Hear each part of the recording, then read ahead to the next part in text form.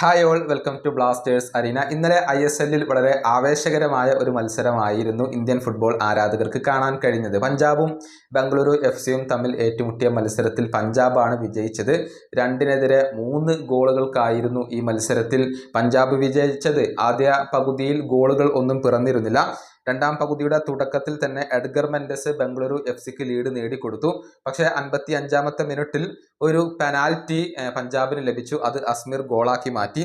അതിനുശേഷം 78-ാമത്തെ മിനിറ്റിൽ മർസിലിയാക്ക് പഞ്ചാബിന്റെ ലീഡ് ഉയർത്തി എന്നുള്ളതാണ്. പക്ഷേ 92-ാമത്തെ മിനിറ്റിൽ രാഹുൽ ബാക്കയുടെ ഒരു ഹെഡർ ഗോൾ ഉണ്ടായിരുന്നു. അത് ബംഗളൂരു FCക്ക് സമനില നേടിക്കൊടുത്തു. പക്ഷേ മത്സരം അവസാനിക്കുന്നതിന് തൊട്ട് മുൻപ് ലൂക്ക മജിസൺ അവർക്ക് വേണ്ടി വിജയ ഗോൾ നേടുകയായിരുന്നു. അങ്ങനെ വളരെ ആവേശഭരിതമായ ഒരു മത്സരമായിരുന്നു നടന്നിരുന്നത്. ഈ മത്സരത്തിൽ ബംഗളൂരു FCയുടെ ഗോൾ കീപ്പറായ ഗുർപ്രീത് സന്ധു 2 മിസ്റ്റേക്കുകൾ വരുത്തി വെച്ചിരുന്നു. അതായത് 55-ാമത്തെ മിനിറ്റിൽ പഞ്ചാബിന് ലഭിച്ച ആ ഒരു പെനാൽറ്റി വഴങ്ങിയത് സന്ധു തന്നെയാണ്. അദ്ദേഹമാണ് പഞ്ചാബ് താരത്തെ ഫൗൾ ചെയ്തിട്ടുള്ളത്. പിന്നീട് 78-ാമത്തെ മിനിറ്റിൽ മർസിലിയാക്ക് നേടിയ ആ ഒരു ഗോൾ അത് സന്ധുവിന്റെ പിഴവിൽ നിന്ന് തന്നെയാണ്. അതായത് മജിസന്റെ ഒരു ഹെഡർ വരുന്നു.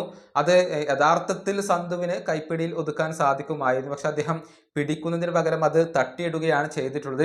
റീബൗണ്ട് ലഭിച്ച മർസിലിയാക്ക് അത് ഗോളാക്കി മാറ്റുകയും ചെയ്തു. സന്ധു ഇത്തരത്തിലുള്ള മിസ്റ്റേക്കുകൾ വരുത്തി വെക്കുന്നത് ഇതാദ്യമായിട്ടല്ല. ഈ സീസണിൽ എത്രയോ തവണ സന്ധുവിന്റെ ഭാഗത്തു നിന്ന് നമ്മൾ വലിയ വലിയ മണ്ടത്തരങ്ങൾ കണ്ടിട്ടുണ്ട്. ഇന്ത്യക്ക് വേണ്ടി കളിച്ചപ്പോൾ പോലും അദ്ദേഹം വലിയ മണ്ടത്തരങ്ങൾ വരുത്തി വെക്കുന്നത് നമ്മൾ കണ്ടിരുന്നു.